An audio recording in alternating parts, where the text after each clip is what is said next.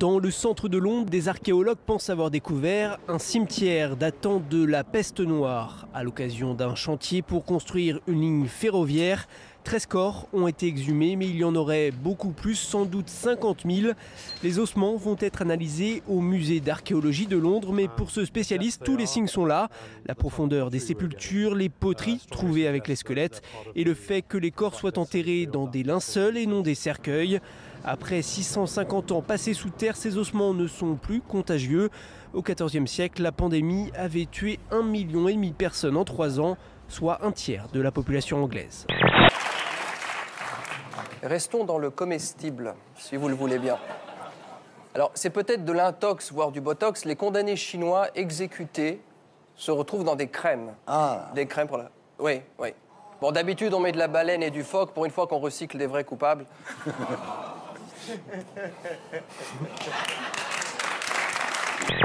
Pas assez en effet. Dans les townships, la vie bascule à tout moment. Comme pour Ricardo, qui a juste voulu défendre la vie de sa sœur. Laissez-moi vous montrer une chose. Ils m'ont poignardé, vous voyez? Le ventre ouvert en deux, 29 points de suture, Ricardo a déjà repris le travail.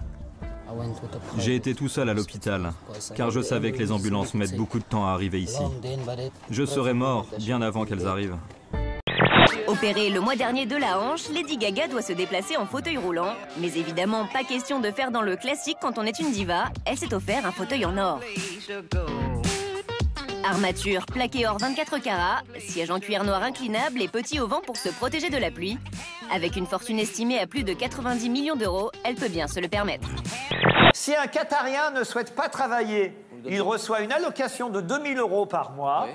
Quand il travaille dans l'administration publique, 95% des nationaux occupent des postes dans le secteur gouvernemental, hein, vous précisez, ou dans les grandes compagnies. On lui assure un salaire minimum mensuel de plusieurs milliers d'euros.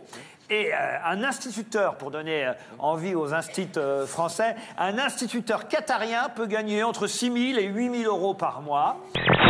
Les codes de la société au Japon sont tellement durs qu'il vaut mieux louer des amis que de sortir seul. Et c'est ce qu'on impose aux gens qui vivent là-bas. C'est un peu particulier. Il faut savoir qu'au Japon, on loue de tout. On peut louer quelqu'un pour vous prendre en photo pendant un événement. On peut louer quelqu'un pour faire la queue à votre place dans une file d'attente. Le service qui marche le mieux, c'est le service de location d'amis. C'est comme ça que ça fonctionne et c'est très très courant. 250 € pour une journée entière. 250 € pour un ami, hein. Un ami. C'est-à-dire que si tu veux 2 amis, c'est 500 €. Et les 4 amis. Et les 4 amis, c'est 2000 balles. Eh ben d'accord. Merci beaucoup. C'est clair qu'on ne va pas aller au Japon de sitôt. T'es en location, là? Ouais. C'était quoi avant ici? Dans le loyer 48, c'est une petite vieille à qui j'ai... Je lui ai dit, vous connaissez les avantages de viager, puis on a sympathisé. T'as pris 15 ans, là? J'ai pris 15 ans, là. Le truc, c'est qu'elle s'appelle Calmant, ça m'inquiète. Hein. Et je l'ai connue, Jeanne. C'est la fille, ouais. Je l'ai connue, je suis allé la voir. Tu sais, tu l'as baisée, c'est dans tes mémoires. Oh, non. Tu l'as baisée à 111 ans, et elle a fait 11 ans de plus. C'est pas une bite que t'as, c'est un chargeur. Tu lui as remis 11 ans. Un homme qui jette de l'acide sur 3 prostituées. C'est quand même terrible, hein, les ravages de la malbouffe sur la qualité du sperme.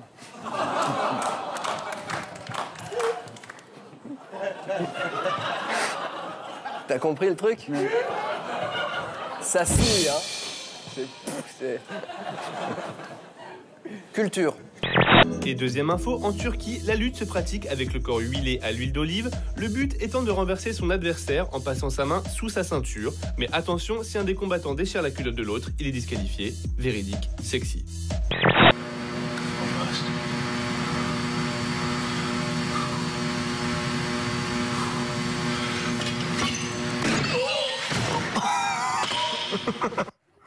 Ah non, mais là, c'est pas drôle du tout, même. Oh, un petit peu. Ah non, moi, ça me fait pas rire. Ah, mais il est stérile, je m'en vais, au revoir. Les routiers les suspendent à l'arrière de leur camion pour qu'ils aient des couilles. C'est terrifiant. Mais je m'étais dit que ce serait amusant de le porter en collier. Je l'ai porté pendant un spectacle, mais le public n'a pas trop accroché.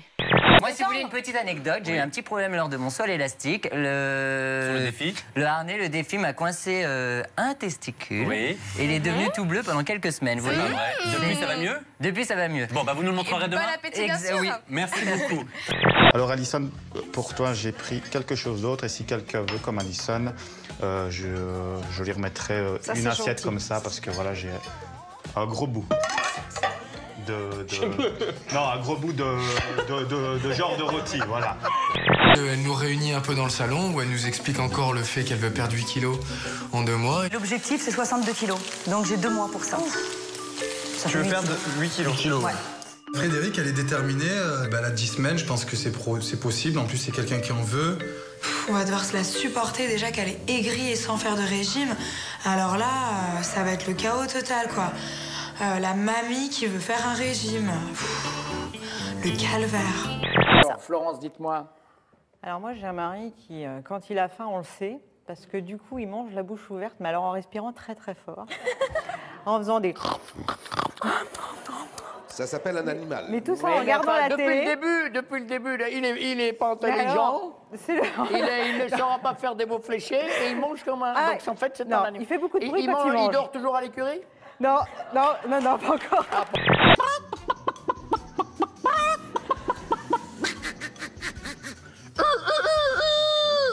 Le petit coq babé.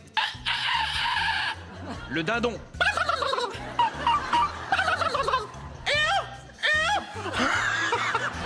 Pousse-toi un peu le filles, là, vas-y, faut rien, là. Et là, tout à coup, il m'a très mal parlé. Genre limite, il apprend... Déjà, tu me dis pas ferme ta bouche à moi, mec. Déjà, direct, tu me dis pas. Tu me dis pas ça, ça va? Tout à l'heure, tu rends ouf. Non, mais j'en ai rien à foutre. Thank you, bye.